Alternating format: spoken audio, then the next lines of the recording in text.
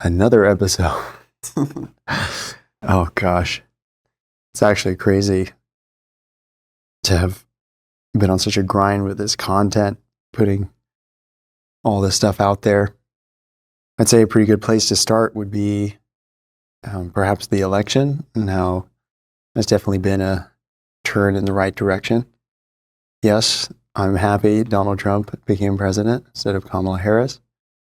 And I see a clearing in the air, one might say. And people seem to have a bit more lightheartedness. Even though, of course, if you're Ellen DeGeneres, then you're gone. But she was gone before anyway.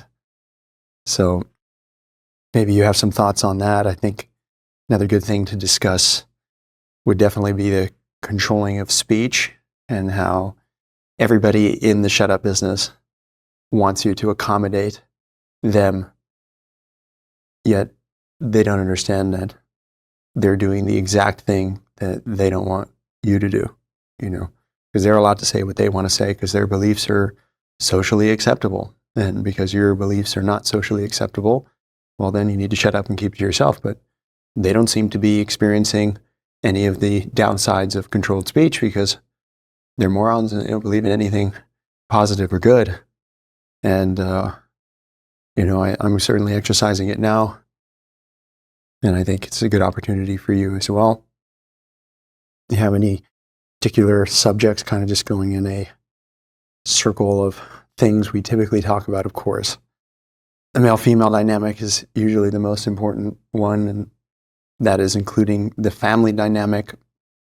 One of the more wild things I saw today, and obviously I'm pretty well versed in the transsexual agenda and what they're shoving down people's throats, but I saw a video from some lady who wanted to warn others against the typical turn of events, and that once a child who's going through puberty and is feeling uncomfortable and going through change, that a third alternative is that perhaps you're not the right gender. And if a child were to make a claim like that, then the government gets involved, which is insane. And I've actually met with a good amount of transsexuals myself who mostly expressed shame and sadness, because it's a very sad thing to go through such an intense process, a mutilation of one's body and being, and there is no actual change that ends up happening. And it's so crazy to me that it's phrased in a way that the agenda is, if you don't get this, then your child will die. And when people are believing those lies, they feel that they have no alternative but to go in that direction. And it's relatively easy to go down that path because it's government funded. And there's tons of organizations that are working towards making sure that that happens. Psychologists, teachers. Oh, yeah.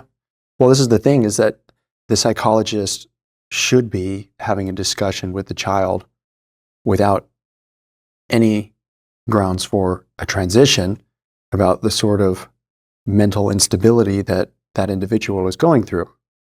But they don't go there. They immediately interject with that as an alternative, and it destroys lives. And people really don't understand what that means. And it was wild to see this lady who said that, immediately the second you start taking hormone blockers or a shot of testosterone, it changes your physicality, your cheekbones, your nose, and it masculinizes you instantly. And if one were to even think about backing out at that point, they already have to deal with just those consequences, but it gets worse. They remove the breasts as soon as possible to stop the normal flow of estrogen, and that's a seriously messed up thing to do. Not to mention, by the time they get to your genitals, wasn't it you who told me that they have to keep a dildo in there just to keep the wound open? Yeah, right? for a man who makes himself a pussy. In order to keep the hole open, he has to dilate it. Yeah, because it'll also, the body would want to heal and close it together. Close up the wound. Whoa.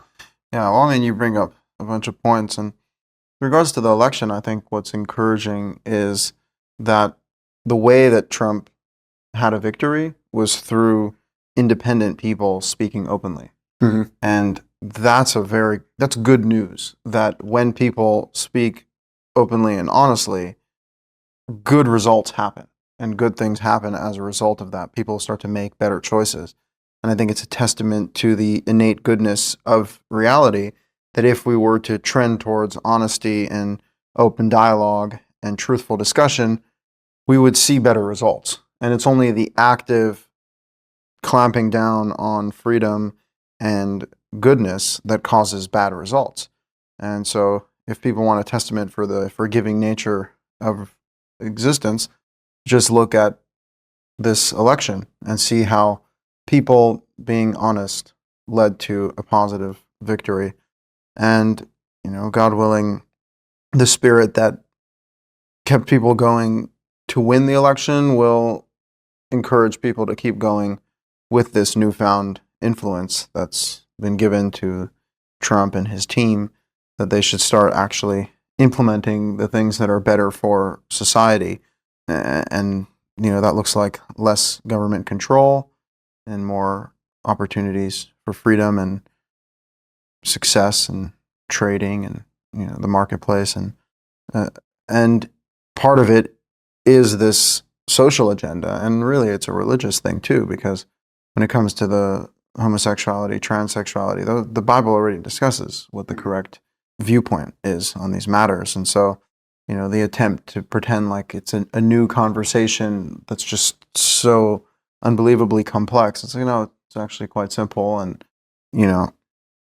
it's offensive to speak against it. Well, how about how offensive it is to have these agendas stuck in your face all day long? Where that's offensive. Mm-hmm. I mean, we could definitely talk about how the hushing of certain dialogues, which, by the way, I think people, particularly content creators, are very aware of. Certainly, if they have anything to offer to the internet, they get banned. They get banned from YouTube. Well, they just took down. Yeah, they took down our video for saying we had some medical malpractice in there. And now I guess I won't talk particularly about the medical institute, but the fact that but always people disputing information wouldn't be left on the table, and they completely remove it, which again is an absurdity because they are controlling the narrative on that. The same way that people really can't speak openly about their uncomfort of homosexuality. And I've spoken about that a lot because I believe that that's the root of the transsexuality, which far more people have a problem with. And I think it's good to tell people that the laws of morality are in the 5 books of Moses, and they talk about the moral and the immoral relationship. So if we believe that there is a line that's too far, then you should know what God thinks is immoral and bad. And of course, I think people commonly accept don't sleep with your mother as a good rule of thumb. And don't sleep with your sister, don't sleep with your uncle, don't sleep with your aunt, don't sleep even with your father's wife, right? And people separate and they do these things. Your stepmom, right? It's your still stepmom. I mean, the pornography has definitely had a massive influence on. But your stepmom is your father's wife, which is actually prohibited. That's considered hot nowadays. Oh, right? Yeah, but it's complete adultery. Well, then again, even a mother and her daughter is considered immoral. But let's go to more broadly accepted immoralities like bestiality, right? Mm-hmm. Bestiality is an abomination. And these are punishments from the biblical standard. If we have a court of judges in which people are put to death for these things, and homosexuality is amongst them as an equally offensive point of view, and it's particularly from man to man. So nowadays you have girls whose best friends are gay guys, and they get all this male attention. A lot of the time the men are not that gay, and they sleep with these girls all the time, and everything's casual because, look at me, I can just kiss my friend on the lips. And then girls start to kiss each other on the lips, and then everybody's just having sex with each other, and it's pushing towards promiscuity and removal of marriage and family values, which is essentially what I was discussing earlier. And so for me to have an issue with anybody's sexual preference simply comes because I believe in the authority of God and what he has labeled as immoral. And I think people should know that it's amongst that peril, and look at what's happened because we've opened the doors to that. I mean, this country less than 100 years ago wasn't pro homosexuality at all. No, I mean, And, gay marriage was in like 2008 or something. Yeah, something like that. Yeah, definitely. When I became, I think I was in middle school or something like that. And I mean, look at how things have changed. And before, it was kind of like, whatever. Why do you care what's going on in other people's bedrooms, right? But it's like now it's made its way into our lives. Like it's been a massive platform in which they made the Olympics a transsexual event. Yeah. How disturbing is that? And that's the whole thing. The pride. It starts with the gay narrative, and it's all about. It's all about degradation and that nothing matters and that there's no values and morals and we can fucking do whatever. And then we you want. also have no agency and there's no choice. In fact, you came out of the womb apparently gay, and like all of these nonsensical ideas that are being promoted as inarguable science, which again, people are more likely to believe what they're told than what's actually true, right? And that's the whole thing is like if people are told that these things are good and they're acceptable and they're options and they're alternatives, and they're celebrated and they're encouraged and they're funded, well then anyone who has any understanding of how people are influenced so easily, of course, young children especially, they don't know their right from their left, and all of this insanity is plaguing people's minds, and the fact that it's even part of the conversation is the problem. The fact that it's in front of our faces and something that we have to have constant exposure to. And, I think at the heart of the election and the political unrest is these deeper issues, which are more important to people because it has to do with a fundamental grasp of reality and where we're headed. What is the direction that we want to move in? And unfortunately, a lot of people want to head in the opposite direction. The biggest point that the left would be making in order to have Kamala as president is that she's a black woman. Yeah. Well, I mean, imagine the left's view for this country. Like they literally just want to see destruction, and the government to just be the, riding on top of all of it. Well, then look at how they got involved. And her entire campaign had to do with transsexuality. Her laws herself, she wanted to fund prisoners in order to get sex changes. That's insane. And I mean, I'm sure lots of the prisoners would be very happy about that. If they could vote, I'm sure they'd be putting in their ballot for Kamala. And it's insane to me because of the interjection of ideas and eliminating other forms of conversation. It has resulted in gender specialist, right? Like, how did that even become a position? But supposedly from the highest form of dysmorphia and mental illness that exists in the modern day, I would say is a transsexuality. So if you branch off and say that a child who has confusion then has a gender specialist come and give them a diagnosis, what? That's nuts. And so if you find that to be harmful, then you must believe that there is a root for us to have come to this point, and we have to eliminate it at the root.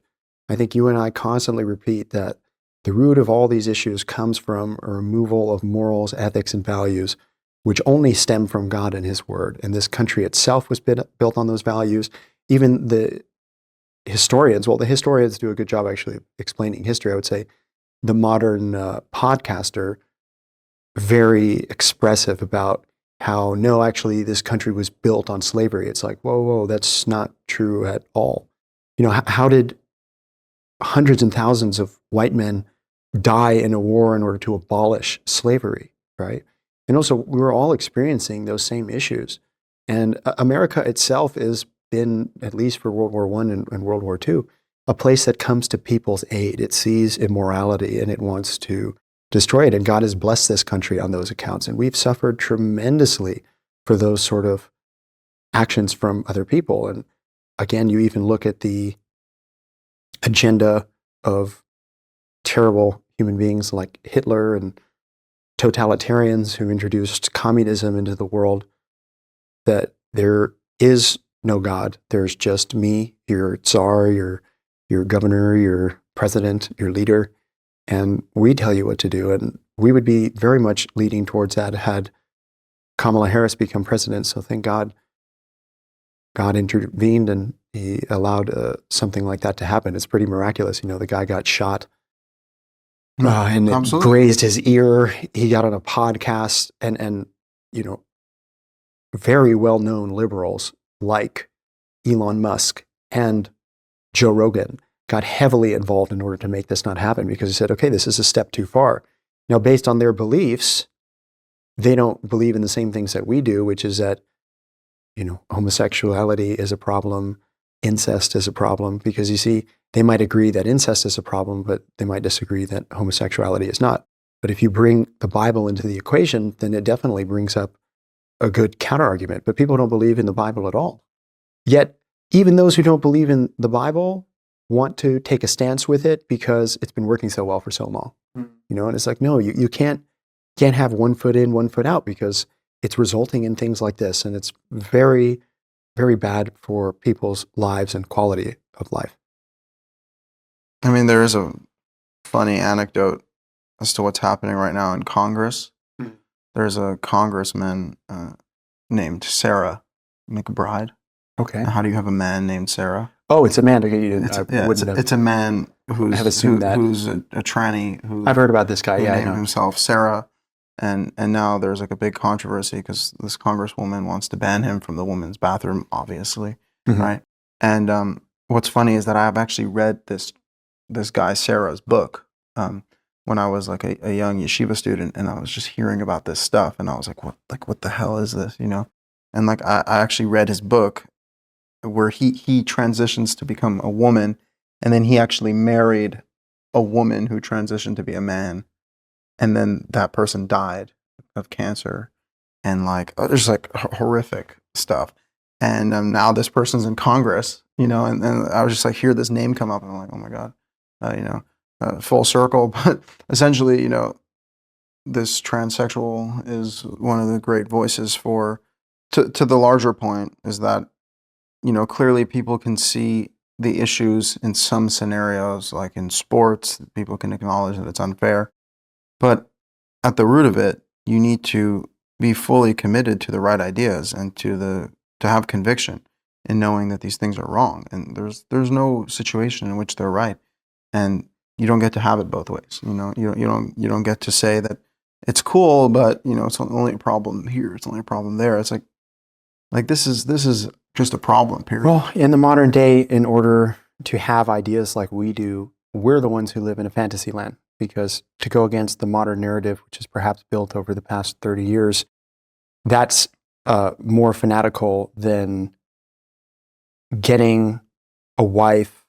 Let's say somebody is straight, right? You get a wife between 25 and 35. Both of you guys have careers. The children are going to be somehow better off with having their parents everywhere else except around them. If there's even children, by the way, because there's a massive financial and monetary demand from women that they have modernly. And it's not a simple demand. It's like, you can't live in an apartment, you can't live in a back house, you can't build your career and have the support of your wife and, God willing, your future children. But you need to buy a house, right? And it's like, aren't you aware that there's a housing crisis and essentially everybody in their 20s is probably never going to get one if things create or continue in this direction?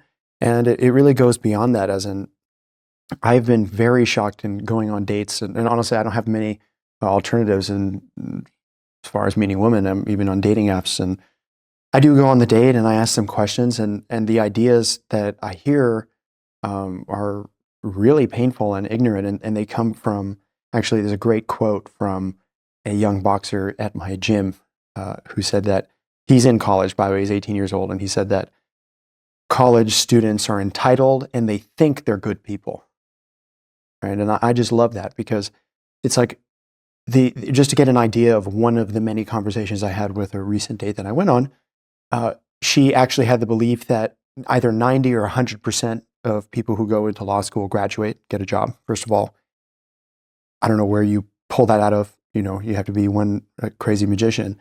And then Another thing was, well, if women don't need men, right? Because what if I could just adopt a child? I mean, she could have gone as far as saying a fertility lab if she wanted to, but let's just say that I can adopt a child and have enough money to buy myself a home. So first of all, if you did have enough money to buy yourself a home, you're decently old, probably menopausal, really, unless you came for money, in which case you can get a home either way. And I'm fulfilled and I'm happy. And when I tried to dispute her on that fact, she's like, no, I am fulfilled and I'm happy. And it's like, well, the same way that that woman believes that she's fulfilled and she's happy, the same way a man might believe that he's a woman and that he's fulfilled and that he's happy. And so at what point are people going to be able to say, no, that's just not true. It's not how things work. And despite how you feel, it's not the truth. And a good example to kind of counteract that belief was to tell her that, don't you know that boys or girls who grow up without a father have the highest crime rates and have the worst outcomes? And so already in her scenario, it was like, yeah, I'm going to be able to give that child whatever he wants, and he's going to live in a home, and he's going to have this. It's like, no, he's not. He's not going to have that. The male-female dynamics is extremely important, and it's the root of all life. And if all women decide to do that, then we have this issue of the declining birth rate, and people are going to stop bringing life into this world. And it's definitely heartbreaking, and it's certainly discouraging men. I myself am extremely discouraged from it. I'd say you are as well. What do men have if they don't have women? Sex workers, pornography, fucking dating apps. This is awful. You can't even have a normal interaction in public because almost all women in general are taught to dispute men and try and undermine them. And it's like, well, what if I was just born like this? Obviously I was just born like this. It's definitely unfair and it demoralizes men and it doesn't give them a path forward at all. And like I said, if women are going to be going on their own path just because they can, does not create the actual better outcome. And so we should be moving towards the better outcomes for the future. I see a disaster in most lives and most conversations that I have. Well, by the way, of course, it's masked as a financial issue, whereas, like, well, you can't support a household unless you have two people working. But then also, what if I'm a single woman who can financially support my household, right? But of course, it's all bullshit. It has nothing to do with financial. It's social. You see some of the richest people in the world, some of the most successful people. I like to reference Leo DiCaprio because it's just the perfect example of this like ridiculously successful billionaire, millionaire, whatever guy.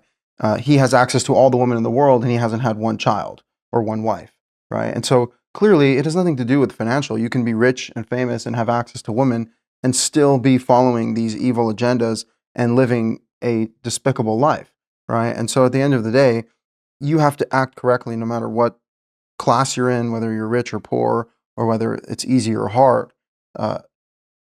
The good result will come from doing the good thing.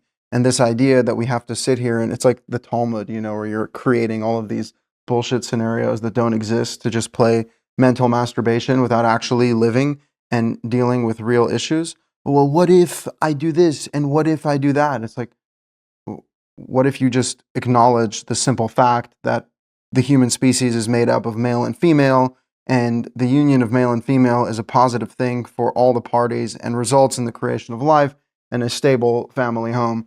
That is indisputable. It is a fact. And if you're going to try to deviate from an indisputable fact of reality, you're going to be creating bad outcomes and bad alternatives. And it's terrible. We see it happen. How does it manifest? It manifests quite literally in the entitled bad individual who thinks that he's good, holding on so true to a new belief system that's been birthed in the past 30 years and really has only been clung onto in the past like 4 or 5 years, that's going to be their success. And people like us are absolutely delusional. It's like, actually, wouldn't you want more men like us in the world? Men who are not sleeping around? Because all these women have a serious problem with men, by the way, the same way men have a problem with women, right? And I see the problem on both sides. But the woman's issue with men is that they're never going to step up to that monetary issue and they just fuck whoever they want, right? And it's like, well, the reason that they can fuck whoever they want is because all of you guys are on birth control and you guys allow these men to sleep with you, right? And then the men's side, they're very discouraged from the woman because the women don't really want to stay with them or push them to marry them or have a relationship. Relationships are considered disgusting in the eyes of these people, like a waste of time. And for people to be in college in general, much less high school, there is no thoughts of children or family. They educate you as early as they can to tell you that sex is a dangerous thing and you need to watch out for STDs, already introducing sex and gender way too early into the equation and saying that, well, now that you know about this, just do it a lot, but just make sure that you're safe, right? And it's like, well, why did you bring this into the equation? You know, that bearded guy, the cowboy, right, on the podcast, I don't know his name. Mm-hmm. He's talking about a story of his daughter and how he sent away the men who married them when they asked to marry his daughters at like the ages of like 15 and 16, right? And just like socially speaking, he didn't seem to have such a problem with that. From his end, it's like, well, you're too young to provide and support for my children, and so come back next time. And also my daughters, they don't date not for marriage. So when you guys are actually able to get married, that's when we'll make it happen, right? And that's a reasonable request, right? But if you're just going to throw kids, I mean, again, they had to go through that very accomplished man, right? Where's the like, who's the intermediary here? There's no intermediary. Go get your college room supported by the government so that you can go on dating apps and be at the college parties. Like, I'm so sick of hearing from college girls who may not have participated in much sex that the college scene is not filled with orgies and drugs and everything else. Like, I've been to enough college parties to tell you that that's all that's going on there. And it's at the Jewish events, it's at every subsect of every APAI, club that you can be a part of. That's why people go to college, is so they can fuck around and be sanctioned and encouraged to do so and be told that this is the pinnacle of their youth and their accomplishment in their education, my ass. Oh yeah. Right. And so it's really just a horrible narrative that, young people are easy. Like, my little cousin, he's like, I just want to be a teenager, so like, I'm just going to go do whatever I want, and it's like, it's like, where exactly do you get this notion that you're now, because you're a teenager or you're a young adult, you're given, the green light to go do whatever you want? Like, that's never something that you should be able to do. And it's no wonder why people are maturing at such later ages in life, if ever, because they're sold this lie that there is no point in which you're going to have to take real responsibility for your life. And there's a lot of responsibility that comes with life, and it is incumbent upon people in order to implement it. We can simply, hopefully, touch the hearts and minds of people who are experiencing, for certain, a lot of the loneliness, a lot of the depravity, and those who are experiencing problems with their souls. Like, this has been completely thrown to the side, that you have a soul, that you're spiritual, you're physical, you're emotional, and there's so many parts of yourself that are going to be discovered later in life too, and that it's not all going to happen now. So men and women should be clinging to each other at early ages. And it's like, historically speaking, girls used to get married between 14 and 16, and men used to get married between 16 and 18. Nowadays, you're considered a pervert, for even being in that institution, or like you're some sort of Amish guy or something. Yet 16-year-olds have been ran through by a ridiculous amount of men. And by the way, as long as they're not married and having children, it's fine. By the way, they'll sleep with whoever they want to. And I would say young girls in high school are all over these dating apps as well. And dude, it's scary stuff, man. There's just, this is the removal of values. Is this what you want? Is this what you want to live amongst? Clearly, I don't want to live amongst it. That's why I speak against it. I try and give alternatives. I try and give source material. Like, the greatest source material that could exist is the 5 books of Moses. It was given to mankind from God with all of the guidelines as to what is and what isn't. We learned from our forefathers that they didn't have that sort of information. They made mistakes that could be avoided in the modern day. And so what a blessing that mankind has been giving that the Christian faith utilizes it in order to have this beautiful and wonderful country filled with freedom and the freedom that God bestowed upon you. And even in the Muslim faith, I see the possibility for unity on all fronts if one is educated in the 5 books of Moses. But once you remove that, then you have a foundationless people who are going to be dealing with foundational issues like mental illness, anxiety, depression, unhappiness. And at a certain point, it'll start to trickle on to other people, despite even how they live their lives, because your environment is what is going to control your value. So I think that's all I have to say for today, personally. Yeah, I mean, I'll just wrap that up, and please go ahead and get him with a nice finisher. You usually do. I'll just conclude saying that, of course, God is the only answer, and that is the whole message of the Torah, is an awakening to God and what He means in our lives. And the idea that we can go on living without God is, the greatest lie that you can possibly say. There is no life without God. There is no purpose without God. There's no guidance without God. And so we need to connect to Him, and through His words and His commandments and His decrees, we can find that straight path to walk on, where there's actually vision and direction, and where we can understand what God meant when He said that everything He created is very good, because He said that before humans came and started, messing everything up. So if we can get back in touch with God's initial creation, then we'll be redeemed. Amen. I hope to see it. God willing, this is part of the process. Mhm.